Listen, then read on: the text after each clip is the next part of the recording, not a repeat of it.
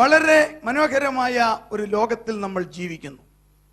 മനുഷ്യവർഗത്തിന്റെ ചരിത്രത്തിന് പതിനായിരക്കണക്കിന് വർഷങ്ങളുടെ നിഗമനങ്ങൾ ശാസ്ത്രലോകം സങ്കല്പിക്കുമ്പോൾ മനുഷ്യന്റെ ആവിർഭാവത്തിന് ലഭ്യമായ തെളിവുകൾ വെറും 6000 വർഷത്തേത് മാത്രമേ ഉള്ളൂ. അതിനപ്പുറത്തുള്ള ഒരു സംസ്കാരത്തിന്റെ വിശ്വസനീയമായ തെളിവുകളും യാതൊന്നുമില്ല. 6000 വർഷത്തെ സംസ്കാരത്തിന്റെ തെളിവുകളുണ്ട്. അത് തന്നെയാണ് നമ്മുടെ കയ്യിലിരിക്കുന്ന ദൈവനിശ്വസനീയമായ തിരുവചനം പഠിപ്പിക്കുന്നത്. ഇന്നേക്ക് 6000 വർഷങ്ങൾക്ക് മുൻപേ ഇന്ന് രക്തം തെറിക്കുന്ന ഇറാഖിലെ യൂഫ്രട്ടീസ് നദിയുടെ തീരത്തെ യഹോവയായ ദൈവം വിശാലമായ ഒരു തോട്ടമുണ്ടാക്കി താൻ സൃഷ്ടിച്ച മനുഷ്യനെ അവിടെ താമസിപ്പിച്ചു. ഏദൻ തോട്ടത്തിൽ അല്ലല്ലോ മനുഷ്യനെ സൃഷ്ടിച്ചത്. ഏദൻ തോട്ടത്തിൽ താൻ സൃഷ്ടിച്ച മനുഷ്യനെ അവിടെ താമസിപ്പിച്ചു. അതും കിഴക്ക് ഏദനിൽ, അതായത് ഏദന്റെ പടിഞ്ഞാറ് ഭാഗത്ത് എവിടെയോ വെച്ച് മനുഷ്യനെ സൃഷ്ടിച്ചു എന്ന് തിരുവചനം പഠിപ്പിക്കുമ്പോൾ സയൻസും പറയുന്നു ഒന്നാമത്തെ മനുഷ്യൻ, ഒന്നാമത്തെ മാതാവ് എത്യോപ്യക്കാരത്തി ആയിരുന്നു. എത്യോപ്യയിൽ നിന്ന് ഒരു നേർരേഖ വരച്ചാൽ വന്നെത്തുന്നത് ഏദൻ തോട്ടത്തിലാണ്.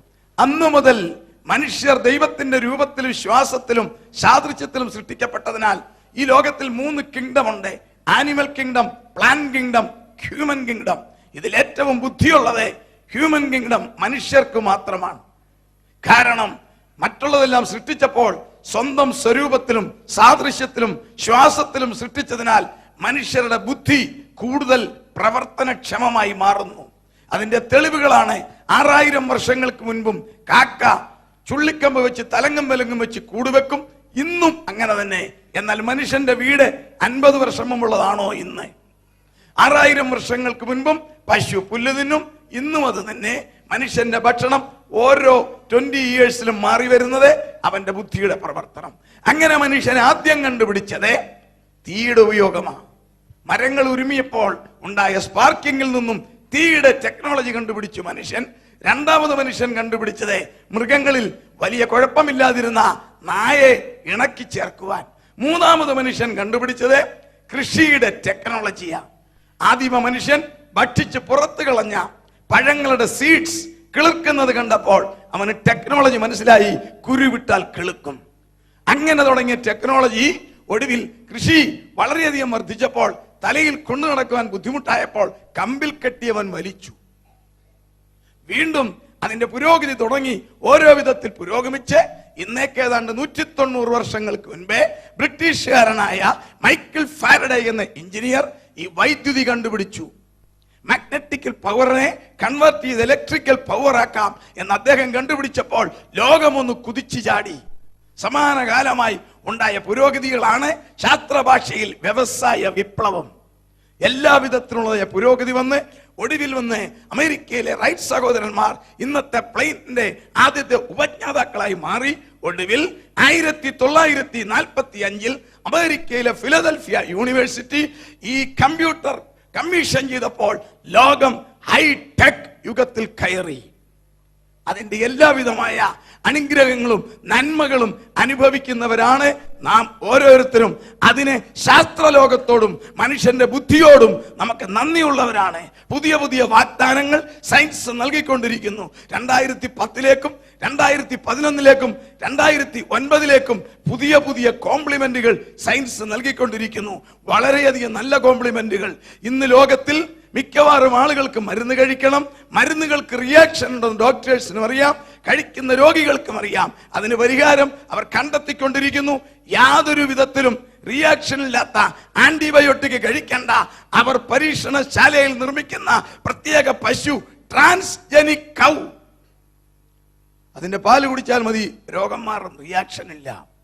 മനുഷ്യൻ ഭയപ്പെടുന്ന രോഗം ക്യാൻസർ, അതിനെതിരായിട്ടുള്ള പ്രതിവിധികൾ പലതുമുണ്ടല്ലോ. കീമോതെറാപ്പി, ഓപ്പറേഷൻ, റേഡിയേഷൻ, ഇതിനെല്ലാം റിയാക്ഷൻ ഉണ്ട്. അതിനും പരിഹാരം ഇതാ കണ്ടെത്തിക്കൊണ്ടിരിക്കുന്നു. അവർ നിർമ്മിക്കുന്ന കോഴി, ട്രാൻസ്ജനിക് ചിക്കൻ, അതിന്റെ മുട്ട കഴിച്ചാൽ ക്യാൻസർ വർദ്ധിപ്പിക്കുന്ന ഓങ്കോജിന്റെ ഘടനകളെ തെറിപ്പിക്കാമെന്ന് കണ്ടുപിടിച്ചു കഴിഞ്ഞു. നിരവധി കണ്ടുപിടുത്തങ്ങൾ കേരളത്തിലെ വീട്ടമ്മമാർക്കും സഹോദരന്മാർക്കും ലോകമെമ്പാടുള്ളൊരു തലവേദനയ്ക്ക് കഴിഞ്ഞ ഒക്ടോബറിൽ ജപ്പാൻകാർ മതിയായ ഉത്തരം കണ്ടുപിടിച്ചിരിക്കുന്നു. വീട്ടിൽ ഭാര്യയും ഭർത്താവും ജോലിക്ക് പോകും, കുഞ്ഞുങ്ങളെ നോക്കാൻ ആളില്ല. അഥവാ കിട്ടിയാലും പല കുഴപ്പങ്ങൾ. പ്രായമുള്ള അപ്പച്ചനെ അമ്മച്ചിയെ നോക്കാൻ ആളില്ല. കിട്ടിയാൽ തന്നെ പല പ്രശ്നങ്ങൾ ഉടലെടുത്തിരിക്കുന്നു. ഇതിന് പരിഹാരം ഒക്ടോബറിൽ ജപ്പാൻകാർ നിർമ്മിച്ചു കഴിഞ്ഞു. കറക്റ്റ് സമയത്ത് കുഞ്ഞിനെ കുളിപ്പിക്കും, കൃത്യസമയത്ത് ഫീഡ് ചെയ്യും, കറക്റ്റ് സമയത്ത് പാമ്പർ മാറ്റി കെട്ടും, നമ്മൾ പറയുന്ന പാട്ട് പാടി കുഞ്ഞിനെ ഉറക്കും.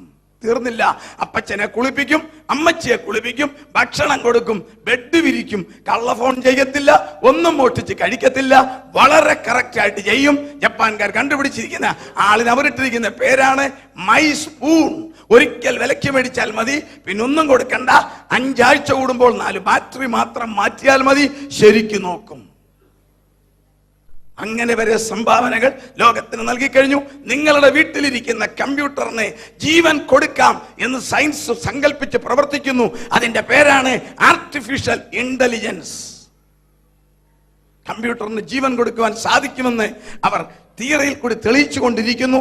ഇന്ത്യയും ഒട്ടും മോശമല്ല, നമ്മുടെ മാതൃരാജ്യം. നമ്മളുടെ ശാസ്ത്രജ്ഞന്മാർ അയച്ച ചന്ദ്രായൻ ചന്ദ്രനിൽ നിന്നും 100 കിലോമീറ്റർ അകലെ പോയി കണ്ടെച്ചു വന്നിരിക്കുക. വെറുതെ അല്ല. ആ ദൗത്യം വിജയിച്ചാൽ ലോകത്തിലെ 1ാമത്തെ രാജ്യമായിരിക്കും ഇന്ത്യ. കാരണം സൂര്യനിൽ കത്തുന്ന ഹൈഡ്രജൻ വന്ന് അടിയുന്നത് ചന്ദ്രനില്ല. അത് നമ്മുടെ ശാസ്ത്രജ്ഞന്മാർ കണ്ടുപിടിച്ചു. അവിടെ നിന്നും വല്ല വിധേനയും ഭൂമിയിൽ നിന്നും 3.25 ലക്ഷം കിലോമീറ്റർ അകലെയുള്ള ചന്ദ്രനിൽ നിന്നും ഏതെങ്കിലും വിധത്തിൽ വെറും 3 ടൺ 3000 കിലോ ഹീലിയം 3 ഇന്ത്യയിൽ എങ്ങനെയും കൊണ്ടുവന്നാൽ 100 വർഷം കാശ്മീർ മുതൽ കന്യാകുമാരി വരെ 100 വർഷം ഫ്രീ കറണ്ട്. പാകിസ്ഥാന് വിൽക്കാം, ബാക്കി ഇടുക്കിയും മൂഴിയാറും ക്ലോസ് ഡൗൺ ചെയ്യാം. 2040 അത് നടത്താമെന്നവർ സങ്കല്പിക്കുമ്പോൾ, ആഗ്രഹിക്കുമ്പോൾ, അതേ ശാസ്ത്രജ്ഞന്മാരുടെ സഹപ്രവർത്തകർ ചോദിക്കുന്നു, 2040 ചന്ദ്രൻ ഉണ്ടായിട്ട് വേണ്ടേ കറണ്ട് കൊണ്ടുവരാൻ? ഇങ്ങനെ കണ്ടുപിടുത്തങ്ങളുടെ മുകളിൽ നിൽക്കുന്ന ലോകത്തിൽ നിന്നും പോകുവാൻ മനുഷ്യർക്ക് പോലും ബുദ്ധിമുട്ടാ. ഈ ലോകം അത്ര മനോഹരമായി മിന്നിത്തിളങ്ങുന്ന ലോകം. എന്നാൽ എന്നെ കേൾക്കുന്ന സഹോദരി സഹോദരന്മാരെ, ഒരു സത്യം നിങ്ങളോട് തുറന്നു പറഞ്ഞ് തെളിയിക്കുവാൻ കർത്താവിൽ ഞാൻ ആഗ്രഹിക്കുന്നു. ഈ ലോകം 625 കോടി ജനങ്ങളുമായി മുങ്ങിക്കൊണ്ടിരിക്കുന്ന ഒരു കപ്പല. ഈ കപ്പലിൽ നിന്നും രക്ഷപ്പെടുത്തുവാൻ ബുദ്ധിയുടെ പ്രമാണത്തിനോ സയൻസിനോ ശാസ്ത്രത്തിനോ ധനത്തിനോ ഒന്നും സാധിക്കത്തില്ല. ഈ കപ്പൽ മുങ്ങിക്കൊണ്ടിരിക്കുന്ന ഈ കപ്പലിൽ നിന്നും രക്ഷപ്പെടുവാൻ ഒറ്റ ബെൽറ്റേ ഉള്ളൂ. ആ ബെൽറ്റിന്റെ പേരാണ് രക്ഷയുടെ ബെൽറ്റ്. കരങ്ങളെ ഒരു ദൈവത്തെ സ്തുതിക്കാം. എന്താണ് ഞാനിങ്ങനെ പറഞ്ഞത്? നിങ്ങളുടെ കൺമുമ്പിൽ നിങ്ങൾക്കറിയാവുന്ന ചില കാര്യങ്ങൾ ഞാനൊന്ന് നിരത്തട്ടെ. 2004 കിട്ടിയ കണക്കനുസരിച്ച് 9 രാജ്യങ്ങളിലായി 1,50,000 ആറ്റമായുധം ഇരിപ്പുണ്ട്. ഭാഗ്യത്തിനോ നിർഭാഗ്യത്തിനോ ആറ്റമായുധം നിർമ്മിക്കുന്ന 6ാമത്തെ രാജ്യമാണ് ഇന്ത്യ. ഈ ആറ്റം നിർമ്മിക്കുന്ന ശാസ്ത്രജ്ഞന്മാർ തന്നെ പറയുന്നു, ഈ ആറ്റം ഒന്നിച്ചു പൊട്ടിച്ചാൽ 1.5 ലക്ഷം ആറ്റം ഒന്നിച്ചു പൊട്ടിച്ചാൽ ഈ ഭൂമിയിലുള്ള സകല മനുഷ്യരെയും 2 മിനിറ്റിനകം 12 പ്രാവശ്യം കൊന്നൊടുക്കാം. ലോകത്തിൽ മിക്കവാറും ഭരണാധികാരികൾക്കും പോലീസ് ഉദ്യോഗസ്ഥന്മാർക്കും സേനാനായകന്മാർക്കും തലവേദനയുടെ ഒരു വിഷയമുണ്ട്, പരിഹരിക്കാൻ സാധിക്കുന്നില്ല. എല്ലാവിധമായ സംവിധാനങ്ങളും കയ്യിലുണ്ടായിട്ടും, പവർ കയ്യിലുണ്ടായിട്ടും, ഹൈ കമ്മ്യൂണിക്കേഷൻ ഉണ്ടായിട്ടും ആരാലും നിയന്ത്രിക്കാൻ മേലാത്ത ഒരു ദുരന്തം ലോകരാഷ്ട്രങ്ങളെ, നേതാക്കന്മാരെ, ഭരണകൂടങ്ങളെ വേട്ടയാടുന്നു. മറ്റൊന്നുമല്ല, വർദ്ധിച്ചു വരുന്ന തീവ്രവാദം, ടെററിസം. മതമില്ല, ജാതിയില്ല, ഭാഷയില്ല, രാഷ്ട്രീയമില്ല, അടിച്ചു പൊളിക്കുവാൻ ഇന്നും നിങ്ങൾ പേപ്പറിൽ കണ്ടു കാണുമല്ലോ വർദ്ധിക്കുന്ന തീവ്രവാദം. എന്തുകൊണ്ട് തീവ്രവാദികൾ പെരുകുന്നു? ഏതെങ്കിലും ഒരു രാജ്യം പറയുന്നുണ്ടോ തീവ്രവാദത്തെ ഞങ്ങൾ തുടച്ചു മാറ്റാമെന്ന്? ശക്തന്മാരായ അമേരിക്കയ്ക്ക് പോലും സാധിച്ചിട്ടുണ്ടോ? നമ്മുടെ മാതൃരാജ്യം അതിൽ ഞെട്ടുകയല്ലേ? ഇന്ത്യ ഗവൺമെന്റിനെ ഒരാഴ്ച മുൾമുനയിൽ നിർത്തിയില്ലേ? തീവ്രവാദികൾ പെരുകുന്നില്ലേ? എന്തുകൊണ്ട് ഇവർ പെരുകുന്നു? അതെ, വചന നിവൃത്തിയ അവരുടെ നേതാവ് പുറകെ വരുന്നുണ്ട്. അവന്റെ പേരാണ് അന്തിക്രിസ്തു അഥവാ എതിർ ക്രിസ്തു. ദാനിയേൽ പ്രവചനം 9:27 പറയുന്നു, വരുവാനിരിക്കുന്ന പ്രഭുവിന്റെ പടജനം, പടയല്ല ജനം പടയായതേ. അവരുടെ നേതാവ് പുറകെ വരും. അതുകൊണ്ടാണല്ലോ മതമില്ല, രാഷ്ട്രീയമില്ല, അടിച്ചു പൊളിക്കുക, മറ്റൊരു സിസ്റ്റത്തിലേക്ക് ലോകത്തെ കൊണ്ടുപോകുവാൻ ഒരു രാജ്യത്തിന് നിയന്ത്രിക്കാൻ മേലാത്ത വിധത്തിൽ തീവ്രവാദം പെരുകില്ലേ. ഞാൻ പറയുന്ന 8-10 കാര്യങ്ങൾ ഒന്നിച്ച് ഈ ഭൂമിയിൽ സംഭവിക്കുന്നതാ. 1, ആറ്റം പെരുകി. 2, തീവ്രവാദം. 3, തകർന്നുകൊണ്ടിരിക്കുന്ന എക്കണോമി. ലോകത്തിന്റെ സമ്പദ്ഘടനയുടെ നട്ടെല്ലൊടിഞ്ഞു കഴിഞ്ഞു. നമ്മൾ പിന്നീട് ഇതിനെക്കുറിച്ച് വിശദമായിട്ട് ചിന്തിക്കും. നിലനിൽപ്പില്ലാത്ത വിധത്തിൽ രാജ്യങ്ങൾ കുഴയുന്നു, ബാങ്കുകൾ കൂമ്പുകുത്തുന്നു, പ്രമുഖ കമ്പനികൾ അടച്ചുപൂട്ടുന്നു. 3 മാസം കൊണ്ട് ചൈനയിൽ 5 കോടി പേരുടെ ജോലി നഷ്ടപ്പെട്ടു. ഈ രാജ്യത്തെ ഇത് ബാധിച്ചിട്ടില്ലേ? നിങ്ങളെയും ബാധിച്ചിട്ടില്ലേ? ലോകത്തിന്റെ സമ്പദ്ഘടന എന്തുകൊണ്ട് ഇങ്ങനെ തകർന്നു? പുറകെ നമുക്ക് ചിന്തിക്കാം. 4, കലി തുള്ളുന്ന കാലാവസ്ഥ. ആർക്കും പ്രിഡിക്റ്റ് ചെയ്യുവാൻ സാധിക്കത്തില്ല. ശക്തമായ സാറ്റലൈറ്റ് ഉണ്ടായിട്ടും ആർക്കും പ്രിഡിക്റ്റ് ചെയ്യാൻ സാധിക്കാത്ത വിധത്തിൽ 98.5 ഡിഗ്രി ചൂട് അഥവാ 36 ഡിഗ്രി ടെമ്പറേച്ചറുള്ള മനുഷ്യന് ജീവിക്കാൻ മേലാത്ത വിധത്തിൽ ഈ ഭൂമിയിലെ കാലാവസ്ഥ മാറി. 9 ഗ്രഹങ്ങളിൽ ഒരു ഗ്രഹത്തിന് പോലും ഇത്രയും വ്യത്യാസമില്ല കാലാവസ്ഥയിൽ. ഈ ഭൂമിക്ക് മാത്രം എന്തുകൊണ്ട് കാലാവസ്ഥ മാറി? കലി തുള്ളുന്ന കാലാവസ്ഥ. അപ്പുറത്ത് നോക്കിക്കേ, എരളി അലറുന്ന കടൽ, അലറി തളയ്ക്കുന്ന കടൽ. വേറൊരു ഭാഗത്തെ 7 കോണ്ടിനെന്റിലും 7 ഭൂഖണ്ഡങ്ങളിലും ഒരുപോലെ മുഴങ്ങുന്ന ഭൂകമ്പം. കേൾക്കാൻ മേലേ? മറുവശത്ത് നിങ്ങൾ നോക്കിക്കേ, തകർന്നുകൊണ്ടിരിക്കുന്ന കുടുംബ ബന്ധങ്ങൾ, സ്നേഹബന്ധങ്ങൾ ഉലയുന്നില്ലേ? ഭാര്യാഭർത്തൃ ബന്ധങ്ങൾ തകരുന്നു. മാതാപിതാക്കളെ ബഹുമാനമില്ലാത്ത മക്കൾ പെരുകുന്നു. വേറെ ഒരു ഭാഗത്ത് നിങ്ങൾ നോക്കിക്കേ, ലോകത്തിൽ നിരാശർ വർദ്ധിക്കുന്നു. രാഷ്ട്രീയ അസ്വസ്ഥതകൾ, പൊളിറ്റിക്കൽ ഇറിറ്റേഷൻസ്. ഒരു രാജ്യത്തിലും സ്വസ്ഥതയില്ല. മയക്കുമരുന്നുകൾ പെരുകുന്നു. കുമ്പാരം. 25% യുവാക്കന്മാർ മയക്കുമരുന്നിന് അടിമകളായി മാറിക്കഴിഞ്ഞു.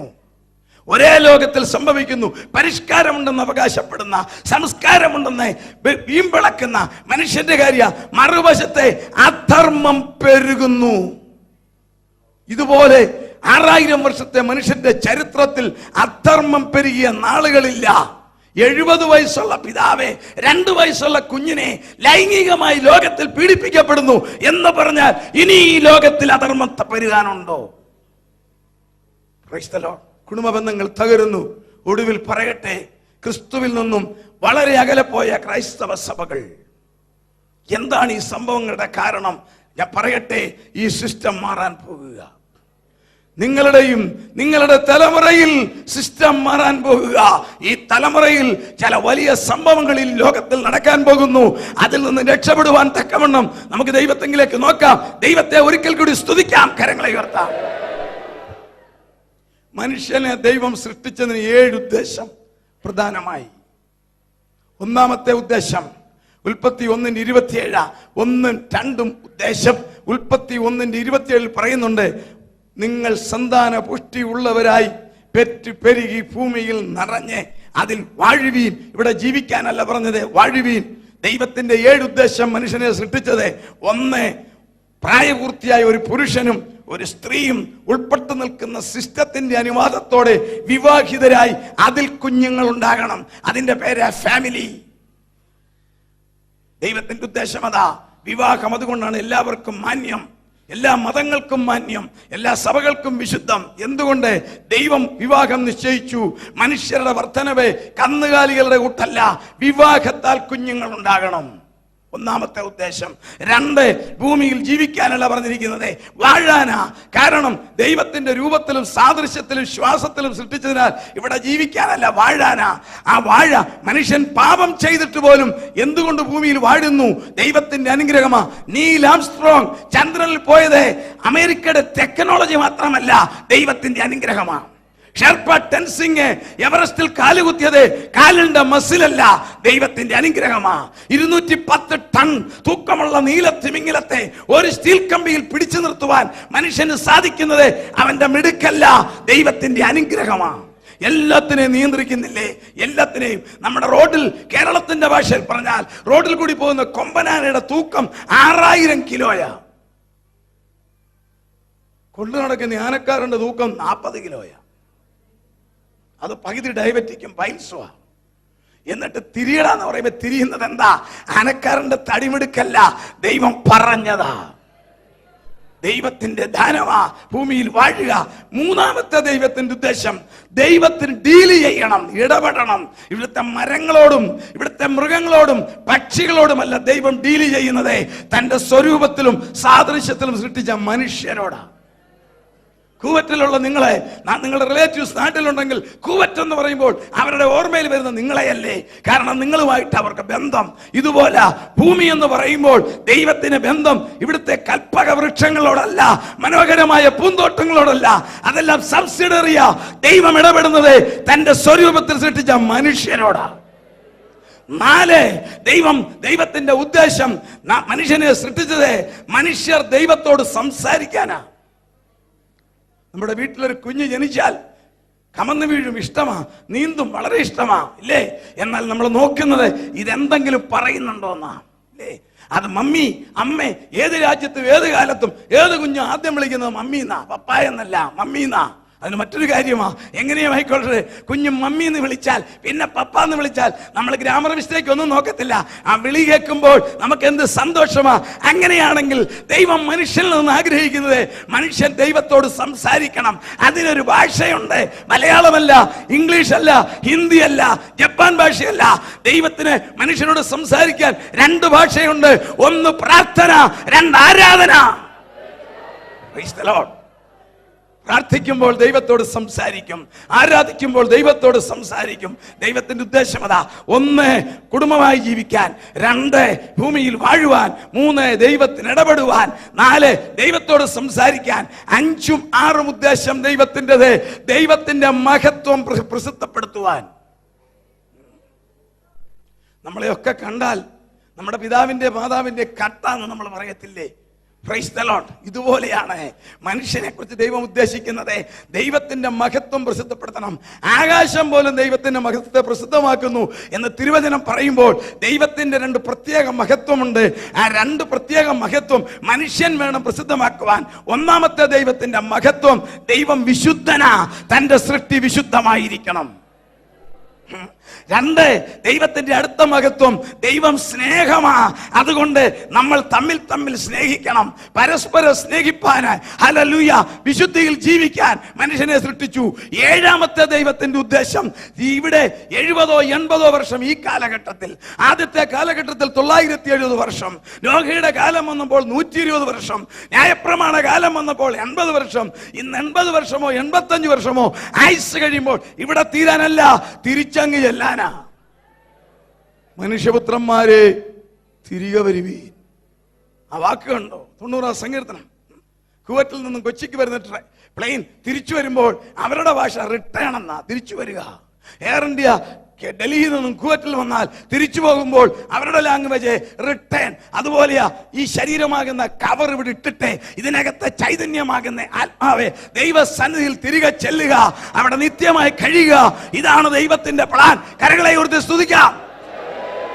എന്നാൽ എല്ലാവർക്കും അറിയാവുന്നതുകൊണ്ടും എല്ലാവരും ദൈവവിശ്വാസികളും ക്രൈസ്തവ സഭകളിലെ അംഗങ്ങളുമായതുകൊണ്ടും അത് പറഞ്ഞ് ഞാൻ വിശദീകരിക്കുന്നില്ലെങ്കിലും പറയട്ടെ, മനുഷ്യരിൽ പാപം വന്നപ്പോൾ എല്ലാം തകർന്നു. ഇതെല്ലാം മാറിപ്പോയി. കുടുംബജീവിതത്തിന്റെ സന്തുലിത മാറി, ഭൂമിയിൽ പ്രശ്നങ്ങളായി. ദൈവം അവനോട് ഇടപെടുന്നില്ല, യവന് ദൈവത്തോട് ഇടപെടാൻ സാധിക്കുന്നില്ല. ഇവന്റെ വിശുദ്ധി പോകുന്നു, സ്നേഹം പോകുന്നു, മരിച്ചാൽ എവിടെ പോകുന്നെന്ന് അറിയത്തില്ല. അങ്ങനെ മനുഷ്യൻ തകർന്നപ്പോൾ ഇന്ന് നാം പാഠത്തിൽ ഇവിടെ വായിച്ച പാഠം കേട്ടല്ലോ. എബ്രായ ലേഖനം 10 പറയുന്ന പോലെ മുൻ നിയമമെല്ലാം മാറ്റിക്കൊണ്ട് മാനവജാതിയുടെ പാപങ്ങളുടെ പരിഹാരകനായി കർത്താവായ യേശു വന്നു. ഈ ലോകത്തിൽ മനുഷ്യൻ ഒരു പ്രശ്നവും ഇന്നില്ല, ഒന്നേ ഉള്ളൂ, പാപം. ഇവിടെ ഇനി എത്ര കോടി ജനമുണ്ടെങ്കിലും ഇവിടെ എല്ലാം തമ്പുരാൻ വെച്ചിട്ടുണ്ട്. നോ ഷോർട്ടേജ്, ഓക്സിജൻ ഷോർട്ടേജ് ഇല്ല. ഇത്ര 625 കോടി ജനം ഇന്നീ ഭൂമിയിലുണ്ട്. നിങ്ങൾ ഞാനും ഒരു വർഷം 12 മാസം കൊണ്ട് എന്തുമാത്രം ഓക്സിജൻ കൺസ്യൂം ചെയ്യുന്നുണ്ടെന്ന് അറിയാമോ? ഒരു വർഷം ഞാനും നിങ്ങളും 2.5 ലക്ഷം ടണ്ണാ വലിച്ചു കയറ്റുന്നത്. 2.5 ലക്ഷം ടണ്ണ് വലിച്ചു കയറ്റി. അപ്പം 70 വയസ്സുള്ള ഞാനിപ്പം ഏതാണ്ട് 1.5 കോടി വലിച്ചു കയറ്റിയിട്ടും വല്ലയിടത്തും ഷോർട്ടേജ് ഉണ്ടോ? അതൊക്കെ അഡ്ജസ്റ്റ് ചെയ്യുന്നുണ്ട്. തരംഗ നിയമം അറിയാമോ? തരംഗ നിയമം അനുസരിച്ച് ഇപ്പോൾ നിങ്ങൾ ശ്വസിച്ച വായു 7 ദിവസം മുമ്പ് ചൈനയിലോ ജപ്പാനിലോ ഉള്ള ഏതോ മാരക രോഗി ഉച്ഛസിച്ച് വിട്ടതാ. അത് നിങ്ങൾ ഈ 7-ാം പക്കം വലിച്ചിട്ടും നിങ്ങൾക്ക് ആ രോഗം വരാഞ്ഞത് എന്റെ ദൈവം അഡ്ജസ്റ്റ് ചെയ്തതാ. ഇപ്പോൾ തരംഗ നിയമം അനുസരിച്ച് ഇപ്പോൾ നിങ്ങൾ ശ്വസിച്ച വായു 5 ദിവസം മുമ്പ് ആഫ്രിക്കയിലെ വനത്തിലെ കരടിയോ പുലിയോ സിംഹമോ ശ്വസിച്ചു വിട്ടതാ. അതങ്ങോട്ട് കേറിയിട്ടും അവന്റെ സ്വഭാവം നമുക്ക് വരാഞ്ഞത് എന്റെ ദൈവം ക്ലീൻ ചെയ്ത് വിട്ടതാ. അങ്ങനെയാണെങ്കിൽ ഇവിടെ ഒന്നിന് കുറവില്ല. ഇവിടെ ഒരൊറ്റ പ്രശ്നമേ ഉള്ളൂ. സമാധാനം കളയുന്ന, സന്തോഷം കളയുന്ന, കുടുംബജീവിതം തകർക്കുന്ന, ജീവിതത്തെ പരാജയപ്പെടുത്തുന്ന ആത്മീയ രോഗമാ പാപം. Spiritual sickness. ശരീരത്തിന്റെ രോഗം പോലെ തന്നെ ആത്മാവിന്റെ രോഗമാ പാപം. അതിന് മതിയായ ലക്ഷണങ്ങളുണ്ട്, അറിയാമല്ലോ. സമാധാനമില്ല, വീട് നല്ലത്, ജോലി നല്ലത്, വാഹനം നല്ലത്, എല്ലാം ഗുഡ്. പക്ഷെ ഒരു സമാധാനമില്ല. കാര്യം എന്താ? കർത്താവ് കൂടെയില്ല. പാവിയുടെ കൂടെ കർത്താവ് നടക്കത്തില്ല. അതുകൊണ്ടാ എൻ്റെ പ്രഭാഷണം കേൾക്കുന്ന ആരോടെങ്കിലും ഞാൻ ചില ലക്ഷണങ്ങൾ പറയാം. അതുണ്ടെങ്കിൽ സംഗതി കുഴച്ചില്ല, സമാധാനമില്ല, സംഗതി പാപമാ. Price the Lord. ഒരു സമാധാനമില്ല, എന്തോ ഒരു വല്ലായ്മ. ഈ വൊമിറ്റ് ചെയ്യാൻ ശരീരത്തിന് ഒരു ഫീലിംഗ് വരികയില്ലേ, അതുപോലെ സമാധാനമില്ല. എന്തോ വരാൻ പോകുന്നു, എന്തോ സംഭവിക്കാൻ പോകുന്നു. എന്താണെന്നറിയാമോ? ദൈവത്തിന്റെ ആത്മാവുമായിട്ടുള്ള കണക്ഷൻ വിട്ടുപോയി. അതുകൊണ്ടാണ് സമാധാനമില്ലാത്തത്. എന്നാൽ ഒരാത്മീയം പറയും, ഞാൻ സമാധാനത്തോടെ കിടന്നുറങ്ങും. 2, ഉറക്കം കുറയുന്നു. പാപമാ. എന്തെങ്കിലും ഒരു അത്യാവശ്യത്തിന് ഉറങ്ങത്തില്ല. നാളെ നാട്ടിലേക്ക് വരുന്നൊരു കൂർക്കം വലിച്ച് ഉറങ്ങുകയില്ല. അത് സത്യമാണ്. നാളെ ഒരു ഇന്റർവ്യൂവിന് പോകണം, ഉറങ്ങത്തില്ല. നാളെ ഒരു $10 ലക്ഷം ഉണ്ട്, അല്ലെ കേടിയുടെ ഡീലുണ്ട്, ഉറക്കം വരത്തില്ല. അതൊക്കെ നോർമലാ. ശരീരത്തിന് സുഖമില്ല, ഉറക്കം വരത്തില്ല. എന്നാൽ നമ്മുടെ സിസ്റ്റം ദൈവം വെച്ചിരിക്കുന്നത് നമ്മൾ ഉറങ്ങാനാ. നമ്മുടെ സിസ്റ്റം എപ്പോഴും വർക്ക് ചെയ്യുന്നത് 2 സിസ്റ്റമാ. ഒന്ന് ഹാർട്ടും ഒന്ന് തലച്ചോറും. അറിയാമല്ലോ, ഞാൻ പറയണ്ടല്ലോ, നിങ്ങൾ മെഡിക്കൽ സ്റ്റാഫാ. ഹാർട്ട് തന്നെ എൻ്റെ തമ്പുരാൻ എത്ര ഭയങ്കരമായിട്ടാണ് ചെയ്തിരിക്കുന്നത്. 4 അറ. അടിയിലത്തെ അറയുടെ പേര് നിങ്ങൾക്കറിയാം, വെൻട്രിക്കിൾ. മേളിൽ ആർട്ടിയ. മേളിലത്തെ ആർട്ടിയായി, വലത്തെ ആർട്ടിയായില് ഒരു ചെറിയ അവയവമുണ്ട്, സൈനസ് നോയിഡ്. അവിടെ വൈദ്യുതി ആന്തോലനം ഉണ്ടാകുന്നു, ഇവിടെ കറണ്ട് ഉണ്ടാകുന്നു. അതുകൊണ്ടായി നാടി അടിക്കുന്നത്. എപ്പോഴുണ്ടായതാ? എന്റെ അമ്മയുടെ ഗർഭത്തിൽ ഞാൻ ഉരുവായി 4-ാമത്തെ ആഴ്ചയിൽ ഇവിടെ വൈദ്യുതി ഉണ്ടായിട്ട് 70 വർഷമായിട്ടും ഇതുവരെ നിന്നില്ല.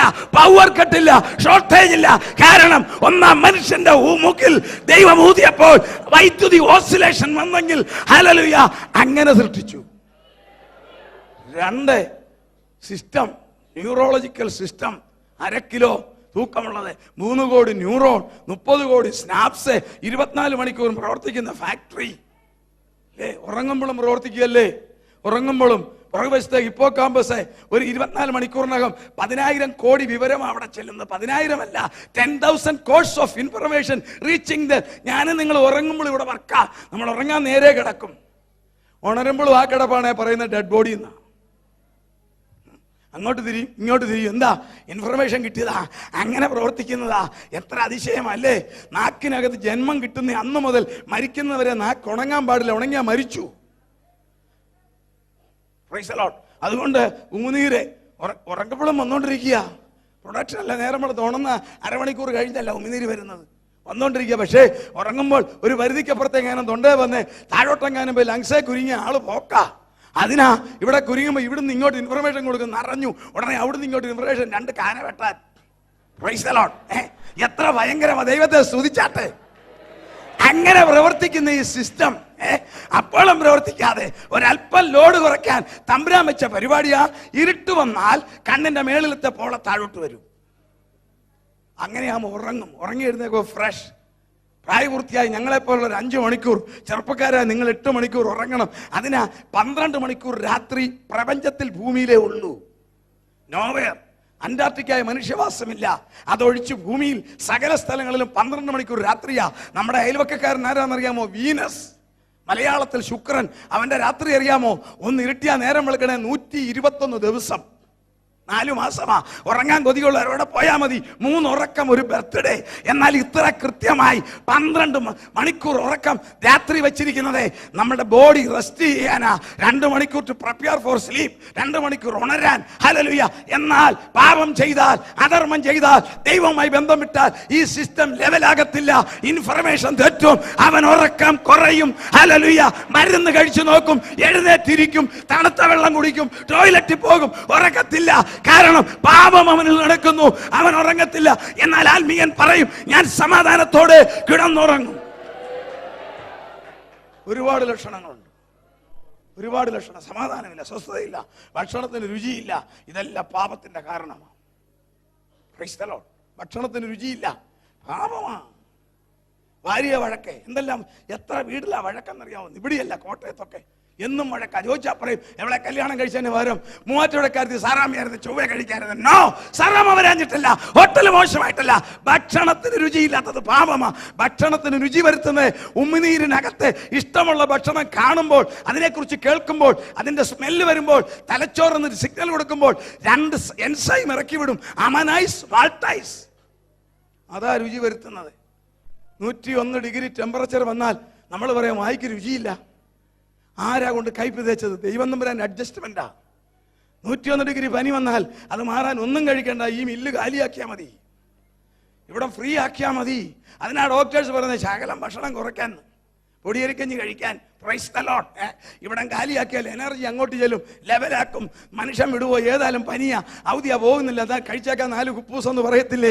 അതിന് തമ്പുരാൻ ഒരു പരിപാടി ചെയ്തിട്ടുണ്ട്. 101 ഡിഗ്രി പനി വന്നാൽ ഇവിടുന്ന് ഇങ്ങോട്ട് സിഗ്നൽ വരത്തില്ല, അമനൈസും മൾട്ടൈസും റിലീസ് ആകത്തില്ല. അപ്പോൾ ഭക്ഷണത്തിന് രുചിയില്ല. പാപം ചെയ്യുമ്പോൾ തലച്ചോറുള്ള സിസ്റ്റത്തിൽ നിന്നും ശരീരത്തിന്റെ എല്ലാ ഭാഗത്തോടുള്ള കണക്ഷൻ ശരിക്കും ഓടത്തില്ല. അന്നേരം ഭക്ഷണത്തിന് രുചിയില്ല, ഉറക്കമില്ല, സമാധാനമില്ല, ആരെയും വിശ്വാസമില്ല, എല്ലാം പക, എല്ലാം പിണക്കം, പ്രതികാര ചിന്ത തീർന്നിട്ടില്ല. ഹല്ലേലൂയ. ഒടുവിൽ ഇനി ഞാൻ എന്തിനു ജീവിക്കുന്നു? Suicide tendency. ഒറ്റ കാരണം പാപം. പാപം. ആർക്കെങ്കിലും സമാധാനം ഇല്ലാത്തവരെന്നെ കേൾക്കുന്നെങ്കിൽ, വ്യഭിചാരവും മോഷണവും തന്നെയൊന്നുമില്ല പാപം. ദൈവവുമായിട്ടുള്ള ബന്ധം വിട്ടാൽ പാപം. ദൈവവുമായിട്ടുള്ള ബന്ധം വിട്ടാൽ പാപം. എൻ്റെ മകന് എന്നുമായിട്ടുള്ള ബന്ധം വിട്ടു കഴിഞ്ഞാൽ അവൻ മകനല്ല, പേരേ ഉള്ളൂ. ദൈവമായിട്ടുള്ള ബന്ധം വിട്ട് കഴിയുമ്പോൾ മനുഷ്യൻ പാപത്തിലേക്ക് വീഴുക. ആ പാപത്തിന് എന്താ പരിഹാരം? ഞാൻ പലപ്പോഴും ചിന്തിച്ചു, പല കാര്യങ്ങളും ചിന്തിച്ചു. എന്തിനെല്ലാം മരുന്ന് കണ്ടുപിടിച്ച് ഞാൻ എല്ലാം വിശദീകരിക്കുന്നില്ല. ഈ പാപത്തിനൊരു മരുന്ന് കണ്ടുപിടിച്ചിരുന്നേ, എന്ത് ചെലവാ അല്ലേ? ഒരു ഗുളിക ചീത്ത വിളിക്കുക, ഒരു ഗുളിക തിന്നുക. പാപം ഭൂമിക്ക് പുറത്തു നിന്ന് വന്നതാ, ഒരു ഫോറിൻ സാധനമാ പാപം. മനുഷ്യനിൽ പാപം കടന്നുകൂടിയതാ. ആ വൃക്ഷഫലം തിന്മാൻ നല്ലതെന്ന് കണ്ടു. ആ സാത്താന്റെ പ്രലോഭനത്താൽ ആദ്യത്തെ മനുഷ്യരിൽ പാപം കടന്നുകൂടിയതാ. തന്റെ സൃഷ്ടി പാപത്തിൽ വീണത് കണ്ടപ്പോൾ സൃഷ്ടിതാവായ ദൈവത്തിന് മനസ്സിലായി, ഇവനെ രക്ഷിക്കുവാൻ വേറെ ഒരു മധ്യമത്തിന് സാധിക്കത്തില്ല. അതിനാ താൻ തന്നെ ഇറങ്ങി വന്നത്. മക്കൾ ജഡരക്തങ്ങളോട് കൂടിയവരാകുവാൻ അവനെ പോലെ ആയതേ. ദൈവമായിട്ട് ഇങ്ങോട്ട് ഇറങ്ങാനൊക്കത്തില്ല. ഞാൻ ചോദിക്കട്ടെ, നിങ്ങളുടെ കുഞ്ഞ് മുറ്റത്ത് കളിച്ചൊന്ന് വീണു, ചാറ്റൽ മഴയുണ്ട്, നിങ്ങൾ ആരേലും പറയുമോ എൻ്റെ കുഞ്ഞ് വെളിയിൽ മഴ നനഞ്ഞ് വീണ് കിടക്കുക, അയൽവക്കത്തെ കുഞ്ഞൊന്ന് എടുത്തു തരാമോ, 10 രൂപ തരാമെന്ന് പറയുമോ, 10 കേട് തരാം, എൻ്റെ ഉടുപ്പഴുക്കാവോ എന്ന് ആരേലും പറയുമോ? ചാടി എടുക്കത്തില്ലേ? നമ്മളെങ്ങനെ ചെയ്യുന്നെങ്കിൽ രൂപത്തിലും സാദൃശ്യത്തിലും നമ്മെ സൃഷ്ടിച്ച ദൈവം തന്റെ സൃഷ്ടിയുടെ മകിടമായ മനുഷ്യൻ തന്റെ രൂപത്തിലും സാദൃശ്യത്തിലും സൃഷ്ടിച്ച മനുഷ്യൻ വീണ് കിടക്കുന്നത് കണ്ടപ്പോൾ താൻ തന്നെ ഇറങ്ങി വന്നു. യഹോവയായ ദൈവം മനുഷ്യനെ രക്ഷിപ്പാൻ ഇറങ്ങി വന്നതായ യേശു ഇത് 2ാം ദൈവമല്ല. അവന്റെ തത്വത്തിന്റെ പ്രഭയും തേജസ്സിന്റെ മുദ്രയും സകലതും തന്റെ ശക്തിയുള്ള വചനത്താൽ വഹിക്കുന്നവരും ആകെ കൊണ്ട് പാപങ്ങൾക്ക് പരിഹാരമുണ്ടാക്കി യേശു ദൈവം തന്നെയാ. എന്തുകൊണ്ട് ദൈവമായിട്ട് ഇങ്ങോട്ട് ഇറങ്ങിയില്ല? ദൈവമായിട്ട് ഇറങ്ങിയാൽ ഈ ഭൂമി ഇല്ല. ദൈവത്തിന് അങ്ങനെ വരാനൊക്കത്തില്ല. നല്ല ചർച്ചല്ലേ ഇത്? ഈ ചർച്ച നല്ലതാ, പക്ഷെ ഒരു ബുൾഡോസർ ഇങ്ങോട്ട് കയറിയ കഥ കാണുകയില്ല. എങ്കിൽ ദൈവത്തിനോ ഒറ്റ വാക്കിൽ ദൈവം എന്തെല്ലാം സൃഷ്ടിച്ചു? ഇതുവരെ 27 ഗാലക്സി കണ്ടുപിടിച്ചു, ഇനിയും കിടപ്പുണ്ട്. നമ്മുടെ ഭൂമി ഉള്ള ഗാലക്സിയുടെ പേര് നിങ്ങൾക്കറിയാം, മിൽക്കി വേ. 10,000 കോടി നക്ഷത്രം. 10,000 അല്ല, 10,000 കോടി നക്ഷത്രം. നമ്മുടെ അയൽവക്കത്തെ ഗാലക്സിയുടെ പേരാ അൽഫ സെഞ്ചുറി, 20,000 കോടി നക്ഷത്രം. അതിന്റെ അപ്പുറത്തതിന്റെ പേരാണ് ആൻഡ്രോട്രീമ, 40,000 കോടി നക്ഷത്രം. അതിന്റെ അപ്പുറത്തെ ഗാലക്സിയാണ് വിൽപൂൾ, ഫ്രിഡ്ജല്ല, 50,000 കോടി നക്ഷത്രം. അതിന്റെ അപ്പുറത്ത് സീഗാർ, 60,000 കോടി നക്ഷത്രം. അതിന്റെ അപ്പുറത്ത് സതേൺ പിൻവീൽ, 70,000 കോടി നക്ഷത്രം. അതിന്റെ അപ്പുറത്ത് ബോട്ട്സ്, 80,000 കോടി നക്ഷത്രം. അതിന്റെ അപ്പുറത്ത് ഓറഞ്ച്, 90,000 കോടി നക്ഷത്രം.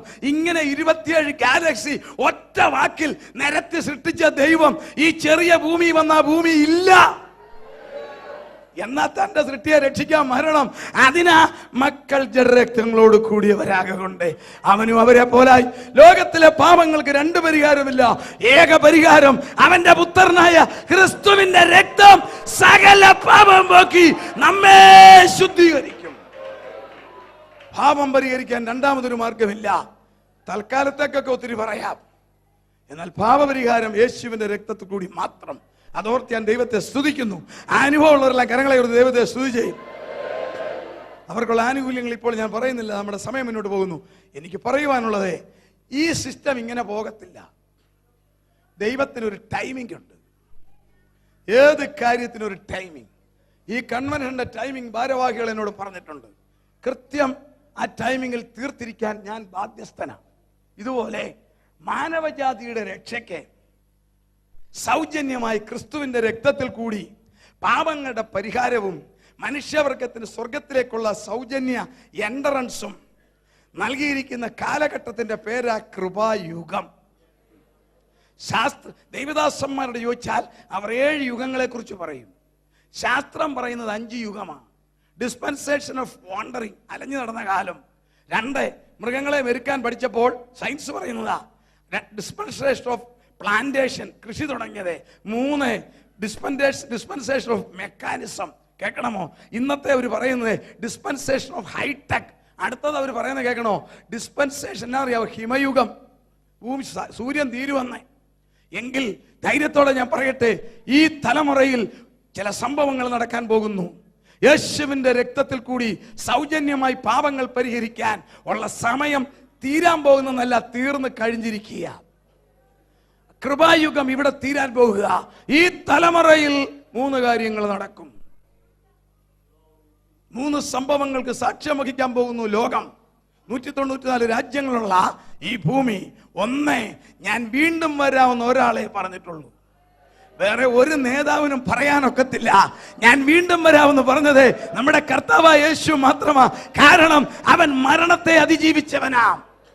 അവൻ മരണത്തെ അതിജീവിച്ചവനാ.